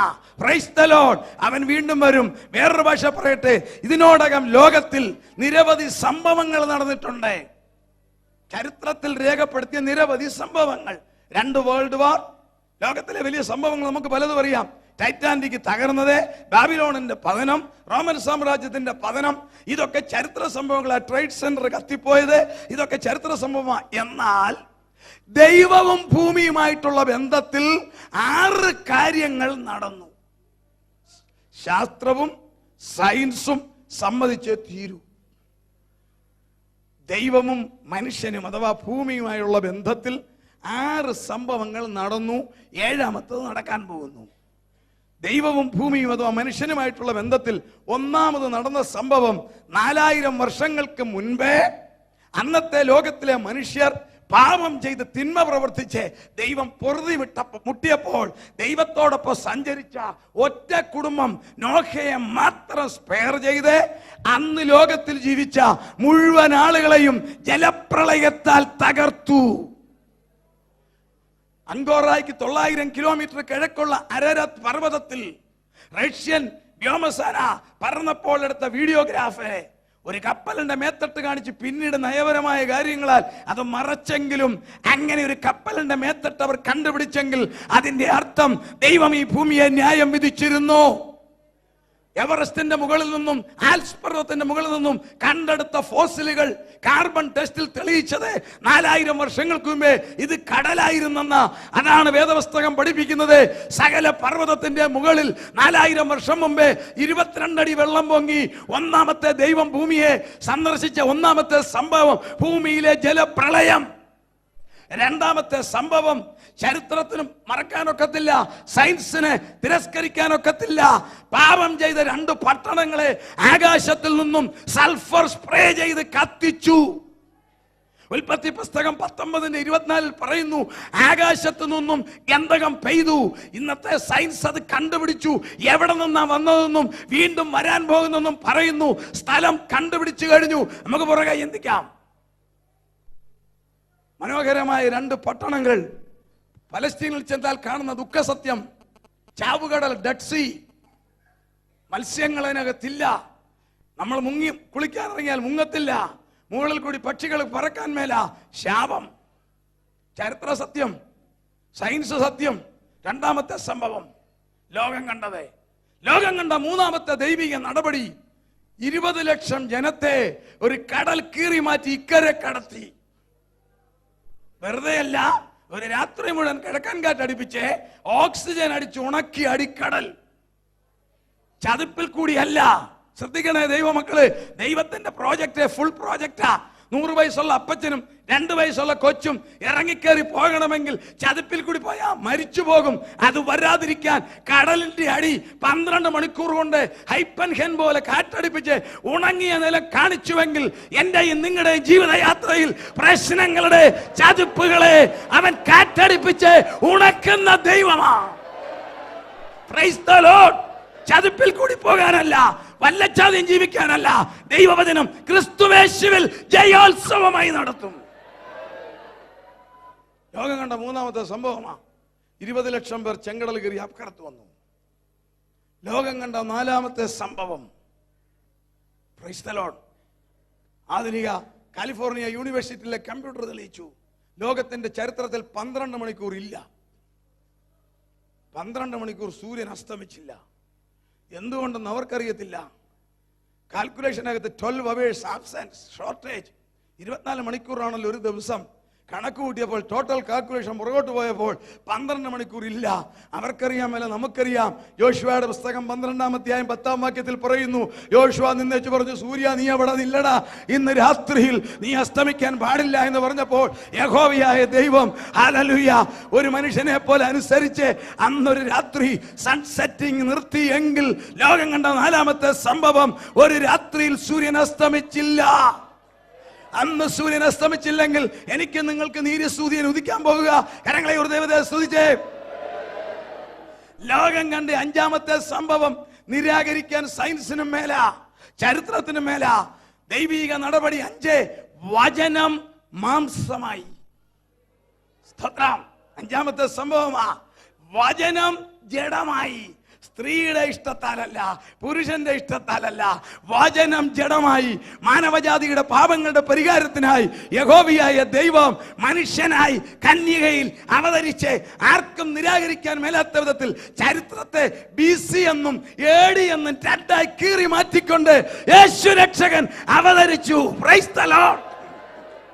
ഇതൊക്കെ ദൈവിക മുൻ പ്രീ പ്ലാനാ. AD യും BC ഒക്കെ വന്ന. അല്ലെങ്കിൽ ഇന്നത്തെ കാലത്ത് പലരും പറയും ക്രിസ്തു ജനിച്ചില്ലെന്ന്. ക്രിസ്തു ജനിച്ചില്ലെന്ന് പറയുന്ന നിരീശ്വരവാദിയും എഴുതുന്നത് AD 2009 ഏപ്രിൽ എന്നാ. സ്തോത്രം. BC AD എന്ന് ചരിത്രത്തെ 2ആയി കീറിക്കൊണ്ട് യേശു തമ്പുരാൻ അവതരിച്ചതാണ് ലോകം കണ്ട 5ാമത്തെ ദൈവിക നടപടി. 6ാമത്തെ ദൈവിക നടപടി, സയൻസിന് അംഗീകരിക്കാനും മേല, നിഷേധിക്കാനും മേല, കഴിച്ചിട്ട് ഇറക്കാനും മേല, മതിരിച്ചിട്ട് തുപ്പാനും മേല, ഉണ്ടെന്നറിയാം സമ്മതിക്കാൻ ഒക്കുകയില്ല. 6ാമത്തെ ദൈവിക നടപടി, രക്തവും മജ്ജയും മാംസവും അസ്ഥിയുമുള്ള മനുഷ്യരിൽ വേറെ ഒരു ആത്മീയ ശക്തി, ദൈവത്തിന്റെ ആത്മാവിന്റെ ശക്തി, പരിശുദ്ധാത്മാവിന്റെ അഭിഷേകം താഴ്ചയുള്ള ശരീരത്തിൽ ഹല്ലേലൂയ അനുഭവമുള്ള ഒരു കരങ്ങളെ ഉയർത്തി സ്തുതിച്ചേ. Praise God. നോക്കിക്കേ, സയൻസിന് പറയാനൊക്കുവോ? എത്ര പേരെ അവർ പരിശോധിച്ചെന്നറിയാവോ? അഭിഷേകമുള്ളവരെ സ്കാൻ ചെയ്ത് നോക്കി, CT സ്കാൻ ചെയ്ത് നോക്കി. അവന്റെ സ്കാനെ കിട്ടുന്നതല്ല പരിശുദ്ധാത്മാവിന്റെ ശക്തി, അത് ദൈവത്തിന്റെ അപ്രമേയമാ, അത് അനുഭവത്തിൽ കിട്ടുന്നതാ. അവർക്ക് നിരാകരിക്കാൻ മേല. ഇവരുടെ ജീവിതത്തിനൊരു പ്രത്യേകത കാണുന്നു, ഇവരുടെ സംസാരത്തിനൊരു പ്രത്യേകത, ഇവരുടെ മുഖത്തൊരു പ്രത്യേകത, ഇവരുടെ ആരാധനയൊരു പ്രത്യേകത, ഇവരുടെ ക്യാരക്ടറിൽ പ്രത്യേകത. അതിന്റെ അർത്ഥം എന്താ? ദൈവത്തിന്റെ അഭിഷേകം. 6ാമത്തെ സംഭവം, മനുഷ്യരിൽ. എങ്കിൽ 7ാമത്തെ സംഭവം നടക്കാൻ പോകുന്നു. ആരിലെല്ലാം ഈ അപ്രമേയ ശക്തിയുണ്ടോ അവരെയെല്ലാം മേലോട്ട് അബ്സോർവ് ചെയ്യാൻ പോകുന്നു. ഏഴാമത് ലോകം കാണാൻ പോകുന്ന സംഭവം വേൾഡ് വാർ അല്ല. ഒറ്റ ആറ്റം യുദ്ധം ഇവിടെ ഇപ്പോ ഉണ്ടാകത്തില്ല. ഞാൻ തെളിയിക്കാം ബൈബിളിൽ കൂടി നാളെ. Price the Lord. ലോകത്തിൽ സംഭവിക്കാൻ പോകുന്ന അടുത്ത സംഭവം, വീണ്ടും വരാവുന്ന ഒരാളെ പറഞ്ഞുള്ളൂ, നമ്മുടെ അരിമരക്ഷകൻ. എന്റെ പ്രിയൻ ഈ തലമുറയിൽ ആകാശത്തിന്റെ മുകളിൽ വരും, ഞാനും നിങ്ങളും എടുക്കപ്പെടും. കാണാൻ പോകുന്ന സംഭവമാ. 3 സംഭവം ഈ ലോകത്തിൽ നടക്കും. ഒന്ന്, എന്റെ പ്രിയൻ ആകാശമേഘത്തിൽ വരും. കാത്തിരിക്കുന്ന ഭക്തന്മാർ എടുക്കപ്പെടും. അവരുടെ ശരീരം രൂപാന്തരപ്പെടും. ഈ ദ്രവത്വമുള്ളത് ആ ദ്രവത്വത്തെ അവകാശമാക്കും. ഇന്ന് ബുദ്ധിജീവികളുടെ കാലമാണ്, സയൻസിന്റെ കാലമാണ്. പൗലോസ് പറഞ്ഞു, കണ്ണ് വയ്ക്കുന്നതിനിടയിൽ നാം രൂപാന്തരപ്പെടും. കണ്ണ് വയ്ക്കുന്നതിനിടയിൽ നാം രൂപാന്തരപ്പെടും. ഇന്ന് ബുദ്ധിജീവികളുടെ കാലമാ, സയൻസിന്റെ കാലമാ. അതെങ്ങനെയാ നടക്കുന്നത്? 70 വയസ്സ് 70 കിലോ 200 കിലോ തൂക്കമുള്ള മനുഷ്യൻ എങ്ങനെയാ മാറിപ്പോകുന്നത്? അല്ലേ? ബുദ്ധിയുള്ളവൻ ഇതൊക്കെ ചോദിക്കും. 3 സിസ്റ്റത്തിലാ ലോകം പോകുന്ന. 3 ആവശ്യമാ, 3 അപകടവുക. 3 സിസ്റ്റം ഇല്ലാതെ ജീവിക്കാൻ മേല. ഇന്റർനെറ്റ്, മൊബൈൽ ഫോണ്, TV, ഇത് 3 ഇല്ലാതെ പറ്റത്തില്ല. 3 ജീവിതത്തെ പൊള്ളിക്കുന്നതുക. Price the Lord. അപ്പൊ ഇതിനകത്ത് ഇരിക്കുന്ന ഒരുത്തൻ ചോദിക്കുക, പിന്നെ അതെങ്ങനെ നടക്കും? എന്നോട് ചോദിച്ചിട്ടുണ്ട്, പെയിന്റ് അടിച്ചാണോ മാറ്റുന്നത്? ഒരാൾ ചോദിച്ചതാ പണ്ട് 79. നമുക്ക് പറയാം ഹാനോക്ക് രൂപാന്തരപ്പെട്ടു, ഹാനോക്ക് രൂപാന്തരപ്പെട്ടു, ഏലിയ രൂപാന്തരപ്പെട്ടു. അത് വിശ്വസിക്കാത്തവനോ? തമ്പുരാൻ അറിയാം. ശ്രദ്ധിക്കണേ, ഇനി ഈ കാലത്ത് ഒരു ബുദ്ധിജീവിയും പറയരുത് നടക്കത്തില്ലെന്ന്. തമ്പുരാൻ തെളിയിച്ചു, സയൻസിനെ കൊണ്ട് തെളിയിച്ചു രൂപാന്തരപ്പെടുത്താം. ശാസ്ത്രം പറയുന്നു ഞങ്ങൾ രൂപാന്തരപ്പെടുത്താം. നിങ്ങൾ ഒരു മിനിറ്റ് ശ്രദ്ധിച്ചോണം. ഇന്ന് ഹൈടെക് ലോകമാ. ദൈവം ഓരോരോ കാര്യങ്ങൾ പലരെ കൊണ്ടും ചെയ്യിക്കും. ദൈവം തന്റെ കാര്യസാധ്യത്തിന് ആരോ ഉപയോഗിക്കുന്നവനാ. നിങ്ങൾക്കറിയാം, കഴുതെ കൊണ്ട് സംസാരിപ്പിച്ചവനാ നമ്മുടെ ദൈവം. അല്ലേ? വേണ്ട കാക്കയെ കൊണ്ട് കേറ്ററിംഗ് നടത്തിച്ചവൻ ആ ദൈവം. Price the Lord. വേറെ ആരുടെ കൊടുത്തു വിട്ടാലും കിട്ടുകയില്ല. അതുകൊണ്ട് അങ്ങനെ ചെയ്തത്. ആ ദൈവം ശാസ്ത്രത്തെ കൊണ്ട് സമ്മതിപ്പിക്കുന്നു, രൂപാന്തരപ്പെടുത്താം. അല്പം ശ്രദ്ധിക്കണേ. ഇന്ന് ഹൈടെക് ലോകമാണ്. പഴയ സിസ്റ്റമൊക്കെ പോയി. നമ്മൾ തന്നെ ഇന്ന് വളരെ വളരെ ദൂരം സഞ്ചരിക്കുന്ന ഒരു കാര്യങ്ങൾ വേഗത്തിൽ നടക്കുന്നവരുവാ. ഇന്ന് തന്നെ നമ്മുടെ ഈ പട്ടണങ്ങളിലുള്ള ഫാക്ടറികളിലെ ഏതെങ്കിലും ഒരു പാർട്സ് കേടായാൽ, എന്തിന് നിങ്ങൾ ഉപയോഗിക്കുന്ന വാഹനത്തിന്റെ പാർട്സ് പോയാൽ വരണമെങ്കിൽ ജപ്പാനിൽ നിന്നും ജർമ്മനിയിൽ നിന്നുമാണ്. ഇല്ലേ? ഇനിയും വരുന്ന കാലം സയൻസ് പ്രിഡിക്റ്റ് ചെയ്യുന്ന അതെല്ലാം മാറി. സയൻസിന്റെ പ്രിഡിക്ഷൻ കേട്ടോണം. ഉദാഹരണം, കുവൈറ്റിൽ ഒരു ഫാക്ടറി, ഒരു ദിവസത്തെ ടേൺ ഓവർ 10,000 കോടി കേടി. 10,000 കോടി കേടി. അങ്ങനെയുള്ളൊരു ലോകം വരാൻ പോവുക. 10,000 crores of കേടി ഒരു ദിവസത്തെ ടേൺ ഓവർ. ആ ഫാക്ടറിയിലെ കാതലായ മിഷ്യൻ കേടായി. ഒരു ദിവസം 10,000 കോടി കേടിയാ പോകുന്നത്. ആ ഫാക്ടറിയിലെ മിഷ്യൻ നന്നാക്കാൻ ഒറ്റ എഞ്ചിനീയറെ ജീവിച്ചിരിപ്പുള്ളൂ ജപ്പാനില. സങ്കല്പിച്ചാട്ടെ. ഇല്ലേ അമേരിക്കയില. ആ ആൾ ഇവിടെ വരണം. പ്ലെയിനെ വന്നാൽ, നോൺ സ്റ്റോപ്പേ വന്നാൽ പോലും മണിക്കൂർ 16 വേണം. പോരാ. സയൻസ് പറയുന്നു അങ്ങനൊന്നും പോരാ, ഇപ്പോൾ ഇവിടെ വരണം. സയൻസ് പറയുന്നു ഞങ്ങൾ വരുത്താം. ചാൾസ് ബെനറ്റ്, അദ്ദേഹത്തിന്റെ 5 അസിസ്റ്റന്റുമാർ 60% കണ്ടുപിടിച്ചു. ആ ടെക്നോളജിയുടെ പേരാണ് ക്വാണ്ടം ടെലിപ്പോർട്ടേഷൻ. നിങ്ങളിൽ ചിലർക്കെങ്കിലും അറിയാമെന്ന് ഞാൻ വിശ്വസിക്കുന്നു. കേട്ടുകൊള്ളുക. അവർ കണ്ടുപിടിച്ചു എന്താണ് ഈ മനുഷ്യ ശരീരം, നമ്മുടെ ബോഡി എന്താ. ഈ പാന്റും ഷർട്ടും ഇട്ട് നിൽക്കുന്ന തോമസ് മാമൻ, നിങ്ങൾ ഓരോരുത്തരും ആരാ? പ്രായപൂർത്തിയായ ഒരു മനുഷ്യന്റെ ശരീരം 100 crores of cells. 100 കോടി കോശമായി എന്റെയും നിങ്ങളുടെ ശരീരം. ഒരു കോശം എങ്ങനെയുണ്ടാകും? ആയിരക്കണക്കിന് അമിനോ ആസിഡ് ചേരുമ്പോൾ ഒരു പ്രോട്ടീൻ, ആയിരക്കണക്കിന് പ്രോട്ടീൻ ചേരുമ്പോൾ ഒരു കോശം. ശ്രദ്ധിക്കണേ, ആയിരക്കണക്കിന് അമിനോ ആസിഡ് ചേരുമ്പോൾ ഒരു പ്രോട്ടീൻ, ആയിരക്കണക്കിന് പ്രോട്ടീൻ ചേരുമ്പോൾ ഒരു സെല്ല്, 100 കോടി സെല്ല് ചേരുമ്പോൾ ഒരു മനുഷ്യൻ. പുറകോട്ട് പോവുക. മനുഷ്യൻ ബാക്ക് 100 കോടി cell, back protein, again back amino acid. കേട്ടണം, അമിനോ ആസിഡ് എവിടെ നിന്ന് വന്നു? ഹൈഡ്രജനും കാർബണും നൈട്രജനും ഓക്സിജനും ചേരുമ്പോൾ അമിനോ ആസിഡ്. ബൈബിളിലേക്ക് വരുന്ന കാണണം. സയൻസ് എവിടുന്ന് വന്നു? ഹൈഡ്രജനും കാർബണും നൈട്രജനും ഓക്സിജനും സയൻസ് കണ്ടുപിടിച്ചു. 530 കോടി വർഷം മുമ്പേ ഈ പ്രപഞ്ചത്തിൽ ഒന്നുമില്ലായിരുന്നു, ഒരു തീഗോളം മാത്രം ഉണ്ടായിരുന്നു. ആ തീഗോളത്തിന് അവരിട്ടിരിക്കുന്ന പേരായി എൽമേ. ഭൂമിയുടെ ഉൽപ്പത്തി 5 സിദ്ധാന്തം: nebular hypothesis theory, planetesimal theory, extractive universal theory, Russell theory, ഒടുവിൽ തെളിയിക്കപ്പെട്ട ബിഗ് ബാങ് തിയറി. ഇന്ന് രാത്രിയിലും ഫ്രാൻസിന്റെ അടിയിൽ നടത്തുന്ന പരിപാടി ബിഗ് ബാങ് തിയറി തെളിയിച്ചു. അത് പറയുന്നത് കേൾക്കുക. എങ്ങനെ ഭൂമി ഉണ്ടായി? 530 കോടി വർഷം മുമ്പ് ഒന്നുമില്ല ഈ പ്രപഞ്ചത്തിൽ. ഒരു വലിയ തീഗോളം, കേട്ടുകൊള്ളുക, അതിന്റെ പേരാണ് എൽമേ. അത് കത്തിക്കൊണ്ടിരുന്നു. അടുത്തത് കേട്ടോണം, എവിടുന്നോ ഒരു ശബ്ദമുണ്ടായി. എവിടുന്നെന്ന് അവർക്കറിയാമല്ലോ, നമുക്കറിയാം. അത് കേട്ടുകൊള്ളുക. എവിടുന്നോ ഒരു ശബ്ദമുണ്ടായപ്പോൾ ഒരു സ്ഫോടനമുണ്ടായി. ആ ശബ്ദത്തിൽ അത് പൊട്ടിച്ചെതറി. ശബ്ദം എവിടുന്നാ ഉണ്ടായെന്ന് അവർക്കറിയാമല്ല. ദൈവദാസന്മാരുടെ പേര് നിങ്ങളുടെ കയ്യിലിരിക്കുന്ന ബൈബിള് പറയുന്നു, 29-ാം സങ്കീർത്തനത്തിന്റെ 7-ാം വാക്യത്തിൽ പറയുന്നു, യഹോവയുടെ ശബ്ദം അഗ്നിജ്വാലകളെ ചിതറിക്കുന്നു. The sound of God splits the flame of fire. യഹോവയുടെ ശബ്ദം അഗ്നിജ്വാലകളെ ചിതറിക്കുന്നു. ഉണ്ടാകട്ടെ എന്ന് 530 കോടി വർഷം മുമ്പേ നമ്മുടെ ദൈവം, ഏക ദൈവം പറഞ്ഞപ്പോൾ തീഗോളം പൊട്ടിച്ചെതറി. അത് തണുത്ത്, അത് നോക്കിക്കോണം, ഹൈഡ്രജൻ കത്തിക്കൊണ്ടിരുന്ന ആ തീഗോളം, ഹീലിയം, അത് തണുത്ത് ഹൈഡ്രജനായി, കാർബണായി, നൈട്രജനായി, ഓക്സിജനെ തണുത്തപ്പം മണ്ണായി. മണ്ണിന്റെ നല്ല പാർട്ടായ പൊടിയിൽ നിന്നും നമ്മളെ സൃഷ്ടിച്ചു. Praise the Lord. മണ്ണിന്റെ ഫൈൻ പാർട്ടിക്കിളാണ് ഡസ്റ്റ്. അതിൽ നിന്നും നമ്മളെ സൃഷ്ടിച്ചു. മണ്ണിന്റെ നല്ല സാധനം എന്നാണെന്നറിയാവോ? Hydrogen, carbon, nitrogen, oxygen. Charles Bennett കണ്ടുപിടിച്ചു. ഹൈഡ്രജനും കാർബണും നൈട്രജനും ഓക്സിജനും ചേരുമ്പോൾ അമിനോ ആസിഡ്, അമിനോ ആസിഡ് ചേരുമ്പോൾ പ്രോട്ടീൻ, പ്രോട്ടീൻ ചേർന്നപ്പോൾ സെല്ല്, സെല്ല് ചേർന്നപ്പോൾ തോമസ് മാമൻ. അങ്ങനെയാണെങ്കിൽ അദ്ദേഹം പറയുന്നു, ഈ മനുഷ്യനെ ആറ്റം പവറിൽ കണകങ്ങളാക്കാം. അതാണ് ക്വാണ്ടം ടെലിപ്പോർട്ടേഷൻ. 70% കണ്ടുപിടിച്ചു കഴിഞ്ഞു. 50 വർഷം മുമ്പ് ഒരു എഴുത്ത് ഫാക്സ് ചെയ്യാന്ന് പറഞ്ഞാൽ പറഞ്ഞുകൊണ്ട് അടി വാട്സല. ഇന്ന് അവന്റെ വീട്ടിലുണ്ട് ഫാക്സ് മെഷീൻ. ഇല്ല, ഇതുപോലെ അദ്ദേഹം പറയുന്നു, അനസ്തീഷ്യ കൊടുത്തൊരു രോഗിയെ മയക്കുന്നത് പോലെ ആത്മാവിനെ ഫ്രീസ് ചെയ്യാം. പ്രത്യേക മിഷനിൽ മനുഷ്യനെ കയറ്റി കിടത്തുക, വസ്ത്രങ്ങളും എല്ലാം മാറ്റുക, കണ്ണാടിയും ചെരുപ്പുമില്ല. പ്രത്യേക റേ വെളിപ്പെടുത്തിയിട്ടില്ല, റേയുടെ പേര്, അതൊക്കെ സീക്രട്ടാ. പ്രത്യേക രശ്മികൾ കയറ്റി വിടുമ്പോൾ ഈ മനുഷ്യൻ ആറ്റമായിട്ട് മാറും. ഹൈഡ്രജനും കാർബണും നൈട്രജനും ഓക്സിജനും ആകും. സെല്ല് പുറകോട്ട് പോകും, കോശം പുറകോട്ട് പോകുക, പോയി hydrogen, carbon, nitrogen, oxygen.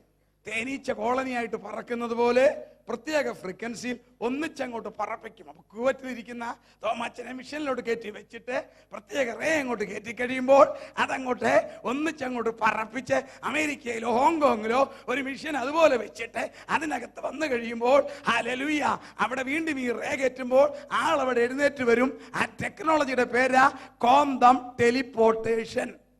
Science കണ്ടുപിടിച്ചതാ.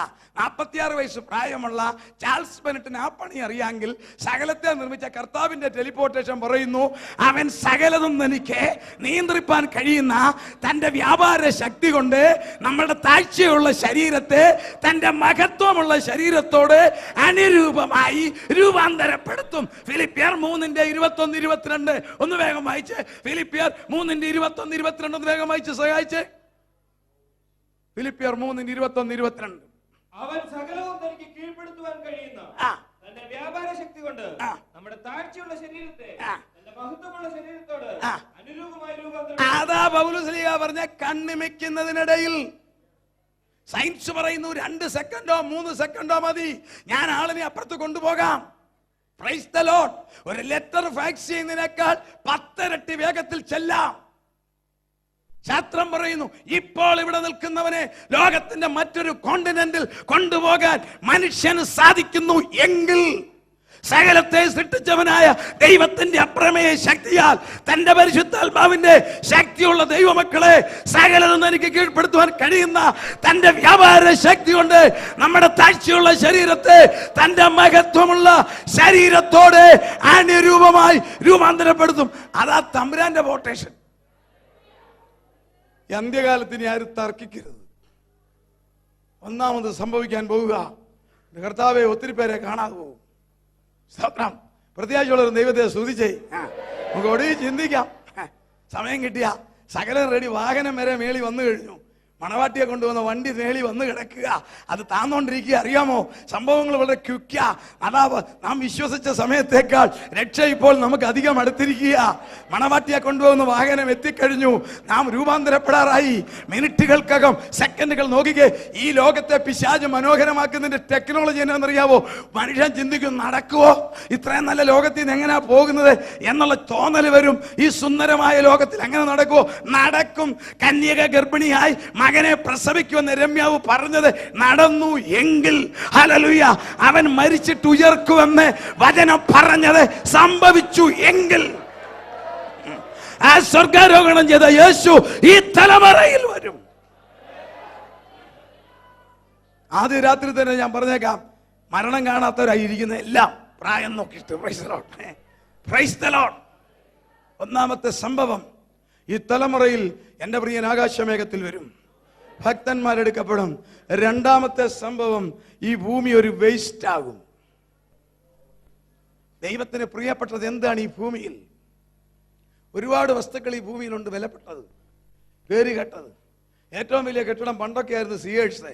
ഇവൻ ദുബൈയിലാ 1.25 മീറ്ററിലാ ഒരെണ്ണം കെട്ടിപ്പൊക്കുന്നത്.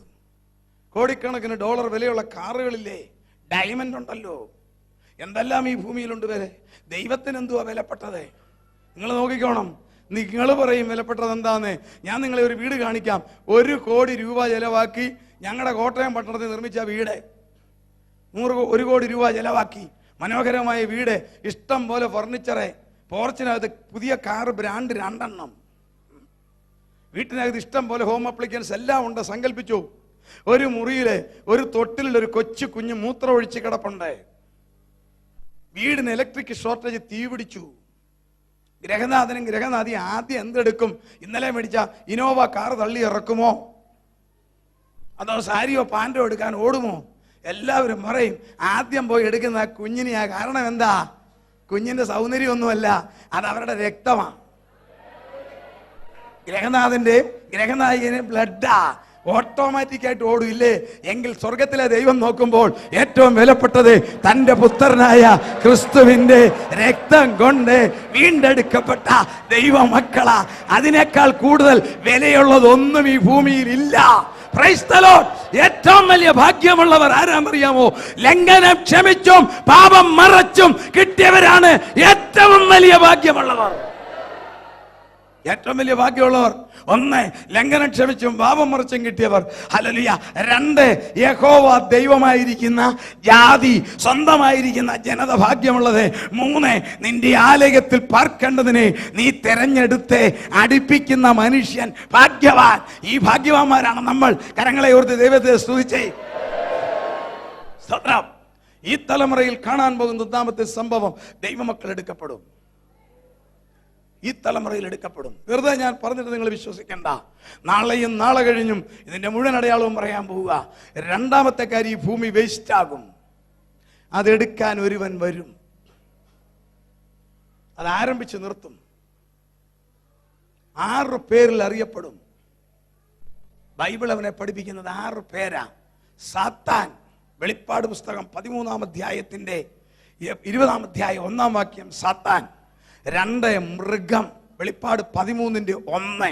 3, കള്ളപ്രവാചകൻ അഥവാ മൃഗം നമ്പർ 2, വെളിപ്പാട് 13-ന്റെ 12.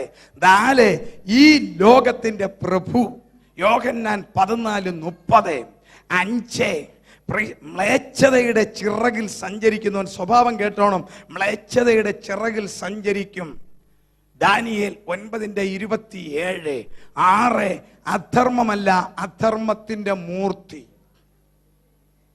ദാനിയേൽ 2 തെസ്സലോനിയർ 2:7. ഈ 6 പേരാണ് നമ്മൾ നാടൻ ഭാഷയിൽ പറയുന്ന അന്തിക്രിസ്തുവിന്റെ പേര്. അല്പം കൂടെ തെളിയിച്ച് ഞാൻ പറഞ്ഞാൽ, ഈ തലമുറയിൽ ദൈവത്തിന്റെ മക്കൾ എടുക്കപ്പെടും. ഈ ലോകം ഒരു വേസ്റ്റ് ആകും. അതെടുക്കാൻ ഒരുവൻ വരും. അവന്റെ പേരാണ് സാത്താൻ. നാടൻ ഭാഷയിൽ അന്തിക്രിസ്തു. യഥാർത്ഥ പേര് അന്തിക്രിസ്തു എന്നല്ല, എതിർ ക്രിസ്തു. ഇംഗ്ലീഷിൽ എഴുതിയിരിക്കുന്നത് ആന്റി ക്രൈസ്റ്റ്. അതായത് എല്ലാം ക്രിസ്തുവിനെതിരെ. ശ്രദ്ധിച്ച് കേട്ടോണേ. നമുക്ക് നാളെ അതിന്റെ ബാക്കി അങ്ങോട്ട് തുടരാം. എല്ലാം ക്രിസ്തുവിനെതിരാ. അതാണ് ആന്റി ക്രൈസ്റ്റ്. ക്രിസ്തു സ്വർഗത്തിൽ നിന്നും വന്നു. യോഹന്നാൻ 6:38. ഇവനും സ്വർഗത്തിൽ നിന്ന് വന്നതാ, പക്ഷെ പെടലേക്ക് പിടിച്ച് ചാടിച്ചതാ. എഗസ്കേൽ 28:16. ക്രിസ്തുവിനെ പിതാവ് അയച്ചതാ. യോഹന്നാൻ 5:30. ഇവനെ പിതാവ് ഓടിച്ചു വിട്ടതാ. എഗസ്കേൽ 28:16. ക്രിസ്തു പിതാവിന്റെ നാമത്തിൽ വന്നു. യോഹന്നാൻ 5:43. ഇവൻ എല്ലാം ഓപ്പോസിറ്റാ. ഇവൻ സ്വന്തം നാമത്തിലാ വരാൻ പോകുന്നത്. ഞാൻ എൻ്റെ പിതാവിന്റെ നാമത്തിൽ വന്നു, നിങ്ങൾ എന്നെ കൈക്കൊണ്ടില്ല. മറ്റൊരുത്തൻ സ്വന്തം നാമത്തിൽ വരും. അടുത്തത് ക്രിസ്തു തന്നെത്താൻ താഴ്ത്തി. ഫിലിപ്പിയർ 2:6. ഇവൻ തന്നെത്താൻ ഉയർത്തും. 2 തെസ്സലോനിയർ 2:7. ഏത് ദേവനും മേലായി തന്നെത്താൻ ഉയർത്തും. അടുത്തത് കേട്ടോണം. ക്രിസ്തു വന്നത് ജീവൻ നൽകുവാനും സമൃദ്ധിയായി ജീവൻ നൽകുവാനും കർത്താവ് വന്നു. യോഹന്നാൻ 10:10. ഇവൻ ഓപ്പോസിറ്റാ. മോട്ടിക്കാനും അറക്കാനും മുടിക്കാനും അവൻ വരുന്നു. Price the Lord. എല്ലാം ക്രിസ്തുവിനെതിരാ. അടുത്തത് കേട്ടോണം. ക്രിസ്തു സമൃദ്ധിയായി അനുഗ്രഹിച്ചു. 5 അപ്പം കൊണ്ട് 5000 ഫീഡ് ചെയ്തു. ഇവൻ റേഷ്യൻ വെക്കും. ഒരു പണത്തിന് 1 ഇടങ്ങഴി കോതമ്പ്, ഒരു പണത്തിന് 3 ഇടങ്ങഴി യവം അവൻ കൺട്രോൾ ചെയ്യാൻ പോവുക. ക്രിസ്തു ദേവാലയം ശുദ്ധീകരിച്ചു. ദേവാലയത്തിൽ കയറി അതിനകത്തെ അനഭിമിതരെയും കച്ചവടക്കാരെ അടിച്ചോടിച്ചു. ദേവാലയം ക്ലീൻ ചെയ്തു. ഇവൻ ദേവാലയം അടിച്ചു പൊളിക്കും. ദാനിയേൽ 8:11. ഒടുവിൽ ക്രിസ്തു, എതിർ ക്രിസ്തു, ക്രിസ്തു പ്രൈസ് ദി ലോർഡ് സ്ത്രീയുടെ സന്തതിയായി ജനിച്ചു. ഇവൻ സ്ത്രീയുടെ സന്തതിയായി ജനിക്കത്തില്ല, ജനിച്ചാൽ പറ്റത്തില്ല. Price the Lord. വിഷയത്തിലേക്ക് വരുമ്പോൾ ഞാൻ നിർത്തും കറക്റ്റ് ടൈമിനെ. സയൻസ് 2 കാര്യത്തിൽ നിന്ന് ലോകത്തെ വെല്ലുവിളിക്കുന്നു. നോക്കിക്കോണം. സയൻസിന്റെ കണ്ടുപിടുത്തങ്ങൾ മറ്റു കാര്യങ്ങൾക്ക് വരുന്നെങ്കിലും വന്നെത്തുന്നത് എവിടെയാണെന്നറിയാമോ? വചനനിവൃത്തി. സയൻസ് ലോകത്തെ വെല്ലുവിളിക്കുന്നു 2 കാര്യം. ഒന്ന്, ഒരു ഡോക്ടർ, ഒരു എഞ്ചിനീയർ, ഒരു പ്രൊഫസർ, ഒരു ബിസിനസ്മാൻ, ഹൂ അവർ ഓപ്റ്റിമത്തിൽ വരണമെങ്കിൽ 40 വയസ്സാ. നല്ല ഗ്ലാമറിൽ കയറി വന്ന് ഏറ്റവും നല്ല ആ ഓപ്റ്റിമം ഹൈടെക്കിൽ വരണമെങ്കിൽ 40 വയസ്സാ. എല്ലാവരും അങ്ങനെ തന്നെയാ. സമൂഹത്തിൽ സയൻസ് പഠിച്ചതാ. എവരിബഡി അവർ ഉദ്ദേശിക്കുന്ന തുറയിൽ നല്ല രീതിയിൽ വരണേ 40 വയസ്സാ. പഠിച്ചും പ്രായവും പക്വതയും എക്സ്പീരിയൻസും 40 വയസ്സാ. ഒരു അധ്യാപകൻ നല്ലൊരു പ്രൊഫസറായിട്ട് വരണേ 40. ഒരു ഡോക്ടർ FRCS എല്ലാം കഴിഞ്ഞ് നല്ലൊരു അതോറിറ്റി ആയിട്ട് വരണമെങ്കിൽ മിനിമം 40. ഒരു ഡ്രൈവറെ നിങ്ങൾ നോക്കിക്കേ. ഈ രാഷ്ട്രീയ നേതാക്കന്മാരുടെയും പ്രധാനമന്ത്രിമാരുടെയും ഒക്കെ വണ്ടി ഓടിക്കുന്ന ചെറുപ്പക്കാരൻ്റെ കൊടുക്കത്തില്ല. 40 മിനിമം. രക്തം തിളപ്പിച്ച് അവൻ കത്തിച്ചു വിടും. 40 എല്ലാം. ഒരു വീട്ടമ്മ ചെലവ് ചുരുക്കി രുചികരമായിട്ട് ഭക്ഷണം പാചകം ചെയ്യണേ 40. അതിനു മുമ്പ് എണ്ണയ്ക്കകത്ത് ഉരുട്ടി വേഗം തീർക്കുന്ന പരിപാടിയാ. ലോകത്തിലെല്ലാം അങ്ങനെയാ 40. പക്ഷെ സയൻസ് പറയുന്നു ഇന്നത്തെ ലൈഫ് സ്റ്റൈലിൽ 40 വയസ്സാകുമ്പോൾ മിക്കവാറും ഏതെങ്കിലും ഒരു രോഗമില്ലാത്ത വ്യക്തി ഇല്ല. എന്തെങ്കിലും ഒരു രോഗം, ഡയബറ്റിക്കോ BP-യോ കൊളസ്ട്രോളോ എന്തെങ്കിലും ഇല്ലാത്ത ഒരാൾ, ഷുഗറോ ഇല്ലാത്ത പുള്ളി ഇല്ല. അപ്പൊ സയൻസ് പറയുന്നു അതൊരു ലോസാ. 40 വയസ്സ് വരെ ഈ വ്യക്തി വളർന്ന് പഠിച്ചു വന്നപ്പോൾ എത്ര ലക്ഷങ്ങൾ ചെലവാക്കി, എന്തുമാത്രം ഡോളർ ചെലവാക്കി, എന്തുമാത്രം ഗഡി ചെലവാക്കി. നല്ല കണ്ടീഷനിൽ വന്നപ്പം വിരിയാൻ നേരത്ത് താന്നുപോയെന്ന് പറഞ്ഞതുപോലെ അതൊരു ലോസാ. അത് വേണ്ട. കേട്ടോണേ, ഞങ്ങൾ തരാം രോഗം വരാത്തത്. BP പിടിക്കത്തില്ല, കൊളസ്ട്രോൾ ഉണ്ടാകത്തില്ല, ഡയബറ്റിക് ഉണ്ടാകത്തില്ല, കാർഡിയാക് അറസ്റ്റ് ഉണ്ടാകത്തില്ല, സെറിബ്രൽ ഹെമറേജ് ഉണ്ടാകത്തില്ല. ഞങ്ങൾ തരാം. അടുത്തത്, ഒരു രാഷ്ട്രീയ നേതാവിനെ സംരക്ഷിക്കണമെങ്കിൽ കോടിക്കണക്കിന് അതാത് രാജ്യത്തെ നാണയത്തിന് ചെലവാ. പ്രധാനമന്ത്രിമാരോ പ്രസിഡന്റന്മാരോ രാജാക്കന്മാരോ ആരായാലും അവരെ പ്രൊട്ടക്ട് ചെയ്യണമെങ്കിൽ ധാരാളം പണം വേണം. ശ്രദ്ധിക്കണേ, അവർ സയൻസ് ചോദിക്കുന്ന ഈ പണം ഏതാ? സാധാരണക്കാരന്റെ ടാക്സ് അല്ലേ? എന്നിട്ട് തന്നെ പ്രയോജനം? ഇത്രയൊക്കെ സംരക്ഷിച്ചിട്ട് വല്ല പ്രയോജനമുണ്ടോ? എത്രയോ നേതാക്കന്മാരെ കൊല്ലുന്നു, എത്രയോ നേതാക്കന്മാരെ അപമാനിക്കുന്നു. ഞങ്ങൾ തരാം വെടിയുണ്ടയേറ്റ ചാകാത്തത്. നോക്കിക്കേ, ആധുനിക സയൻസ് പറയുന്നു ഞങ്ങൾ തരാം വെടിയുണ്ടയേറ്റ ചാകാത്തത്. ഒരു സയൻസും ഇല്ലാത്ത കാലത്തെ പരിശുദ്ധാത്മാവിൽ യോഹന്നാൻ എഴുതി. വെളിപ്പാട് 13:14. വാളാൽ മുറിവേറ്റിട്ടും ചാകാത്ത മൃഗം. Price the Lord. വാളാൽ മുറിവേറ്റിട്ടും ചാകാത്ത മൃഗം. വെളിപ്പാട് 13:2 പറയുന്നു ആരോ ഒരുത്തൻ അവനോട്ട് വെടിവെച്ചു. അതങ്ങ് പുറത്തു പോയിട്ട് അവൻ ചോദിച്ചു, ഇത്രയേ ഉള്ളോ ചാക്കോച്ച, ഒന്നുകൂടെ വെക്കടാ. എതിർ ക്രിസ്തു. ഹല്ലേലൂയ. വെളിപ്പാട് പുസ്തകം 13:12-14 പറയുന്നു വാളാൽ മുറിവേറ്റിട്ടും ചാകാത്ത മൃഗം. അങ്ങനെയാണെങ്കിൽ സയൻസ് പറയുന്നു ഞങ്ങൾ സൃഷ്ടിച്ചു തരാം, രോഗം വരാത്തതിനെ ഞങ്ങൾ സൃഷ്ടിക്കാം. അടുത്തത് നിങ്ങൾ കേട്ടോണം, വെടിയുണ്ട ഏറ്റാൽ ചാകാത്തതിനെ തരാം, നല്ല ലൈഫ് പ്രൂഫ് മനുഷ്യനെ ഞങ്ങൾ സൃഷ്ടിച്ചു തരാം എന്ന് സയൻസ് പറയുമ്പോൾ തിരുവചനം വിരൽ ചൂണ്ടുന്നു. ആ അവസാന കാലത്തെ ഒരു പ്രത്യേക പുള്ളി ലോകം ഭരിക്കാൻ വരും. അതെങ്ങനെയാ സൃഷ്ടിക്കുന്നതെന്ന് നമുക്ക് നാളെ തുടങ്ങാം. ഹല്ലേലൂയ. സയൻസ് കണ്ടുപിടിച്ചു കഴിഞ്ഞു, ഒരു സ്ത്രീയുടെയും സഹായം വേണ്ട, ഒരമ്മയും പ്രസവിക്കേണ്ട. കണ്ടോ, സംഗതി തിരിഞ്ഞു. യേശു സ്ത്രീയുടെ സന്തതിയായി വന്നു. ഇവൻ സ്ത്രീയുടെ സന്തതിയായി വരത്തില്ല. വന്നാൽ അവൻ അധർമ്മമൂർത്തിയാകത്തില്ല, മ്ലേച്ഛതയുടെ ചിറകുകൾ സഞ്ചരിക്കുന്നില്ല. അതെ, അത് സയൻസ് പറഞ്ഞു കഴിഞ്ഞു. നമുക്ക് തെളിയിക്കാം. ഇന്ന് രാത്രി ഈ വചനങ്ങളാൽ കർത്താവ് നിങ്ങളെ അനുഗ്രഹിക്കട്ടെ. തുടർന്ന് നമ്മൾ